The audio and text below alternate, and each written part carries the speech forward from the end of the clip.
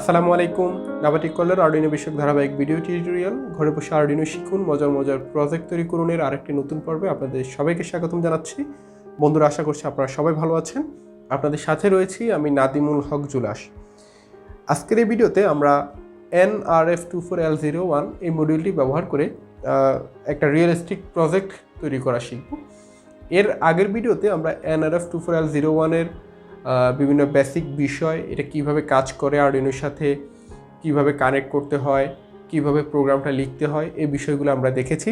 এবং সেই পর্বে আমরা একটা হ্যালো টেস্ট প্রজেক্ট করে দেখেছি যে আমরা একটা ট্রান্সমিটার থেকে একটা মেসেজ পাঠিয়েছি এবং সেটা আমরা রিসিভারের মাধ্যমে রিসিভ করে কম্পিউটারে প্রিন্ট করে দেখিয়েছি।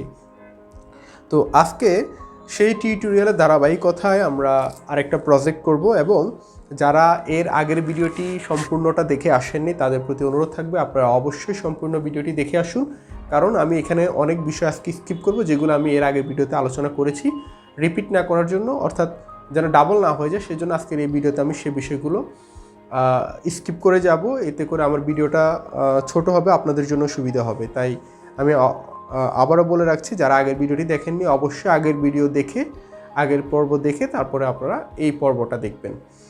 তো আমি আজকের এই পর্বে আপনাদেরকে যে বিষয়টা দেখাবো সেটা কি হচ্ছে তা আপনারা অলরেডি এখানে দেখতে পাচ্ছেন এবং কেউ কেউ হয়তো অলরেডি বুঝে গেছেন। আমরা মূলত যে কাজটা করব, বাম পাশের এই আরডুইনো ন্যানোর সাথে যে nRF24L01 আমরা এই সেটটাকে আমরা একটা ট্রান্সমিটার সেট হিসেবে ইউজ করব, আর ডান পাশে আরডুইনো উনো নিয়ে আমরা যে সেটটা দেখতে পাচ্ছি এটাকে আমরা রিসিভারের মতো ইউজ করব। এখানে আপনারা দেখতে পাচ্ছেন দুইটা পুশ বাটন আছে।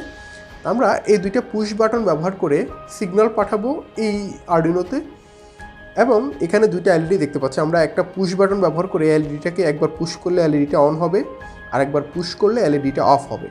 সেমভাবে সেকেন্ড যে বাটন, এটা পুশ করলে এলইডিটা অন হবে, আবার পুশ করলে এলইডিটা অফ হবে।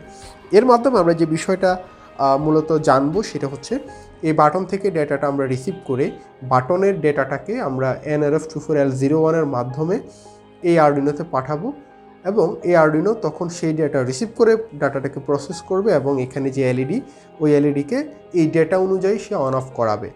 ঠিক আছে? তো এই বিষয়টা আমরা শিখলে এটা দিয়ে কিন্তু আমরা অনেক সুন্দর সুন্দর প্রজেক্ট তৈরি করতে পারবো। বিশেষ করে যারা রিমোট তৈরি করতে চান, দূর থেকে কোনো কিছু কন্ট্রোল করতে চান, তারা কিন্তু এভাবে যে আমরা এখানে অন অফ করাচ্ছি, তো এই অন অফ বাটন ব্যবহার করে আপনি চাইলে একটা মোটর ড্রাইভার মডিউলকে কন্ট্রোল করতে পারবেন, একটা গাড়িকে সামনে নেওয়া, পিছনে নেওয়া, এই কাজগুলো করতে পারবেন। একই রকমের থিম।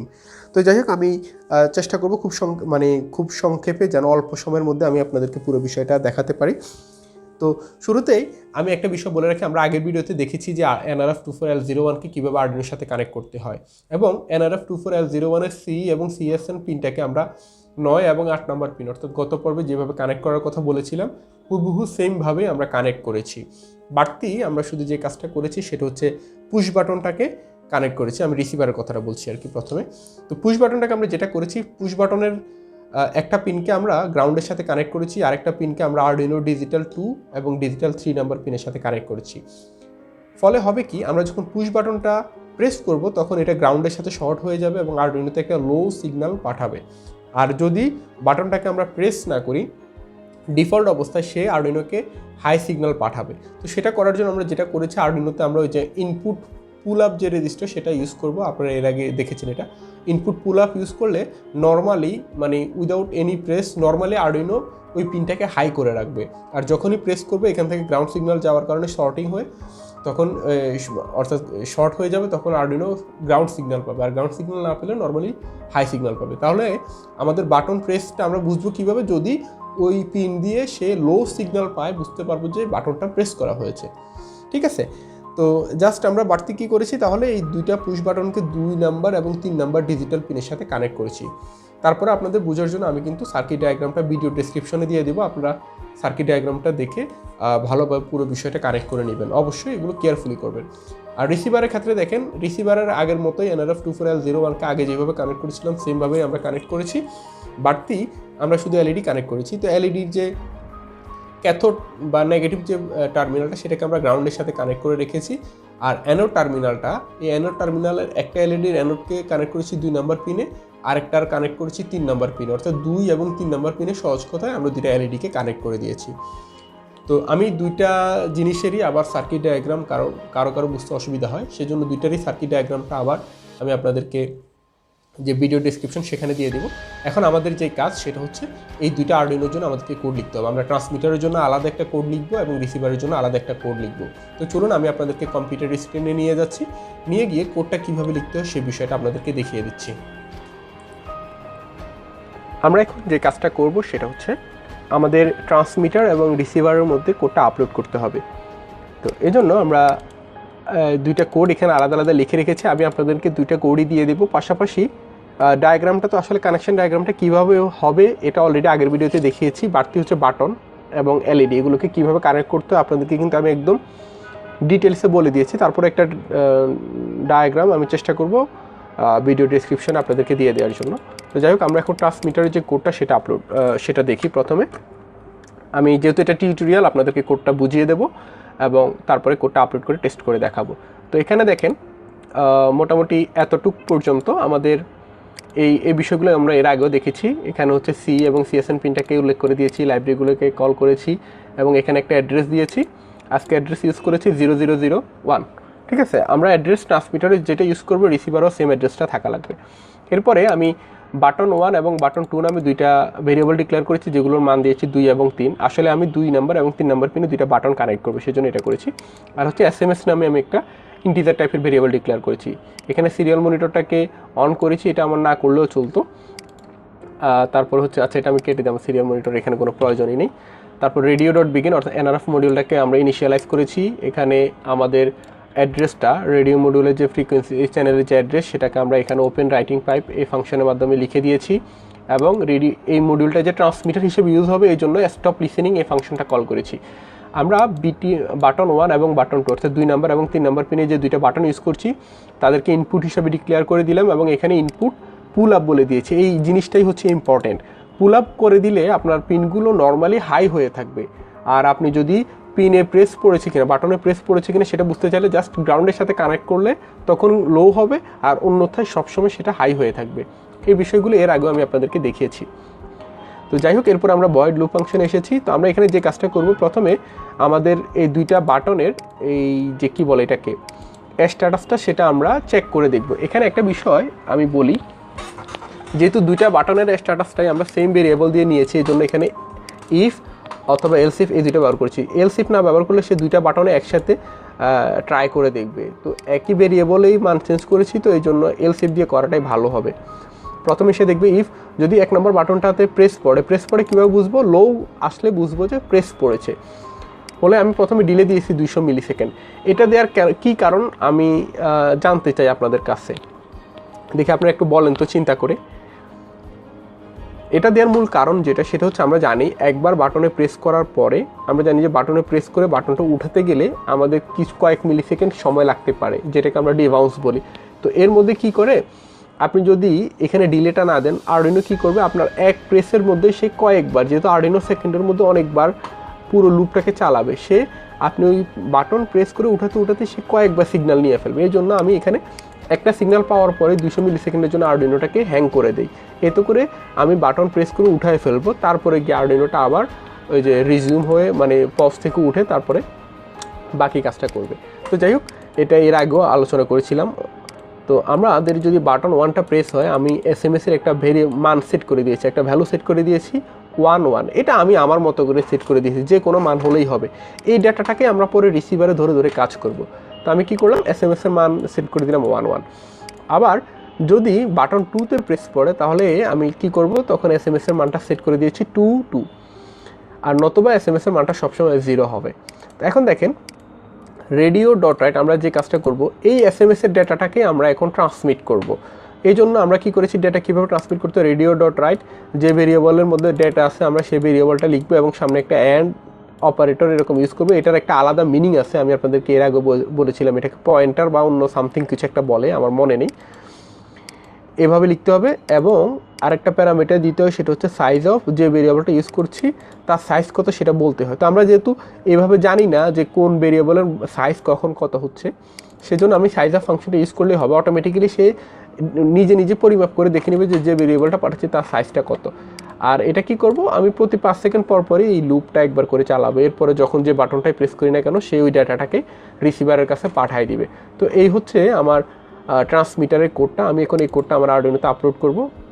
আমার ট্রান্সমিটার হিসেবে এখানে আরডুইনো ন্যানোর যে বোর্ড সেটা ইউজ করছি। তো পোর্ট নাম্বারটা সব কিছু ঠিকঠাক করে আমি এখানে আপলোড বাটনে ক্লিক করেছি। আমাদের কোডটা আপলোড হচ্ছে। আমি কোডগুলো আপনাদেরকে ভিডিও ডেসক্রিপশনে দিয়ে দেবো। যাই হোক, আমাদের ট্রান্সমিটারটা আপলোড হয়ে গেছে। এবার আমরা রিসিভারের যে কোড আছে রিসিভারের কোডটা দেখব।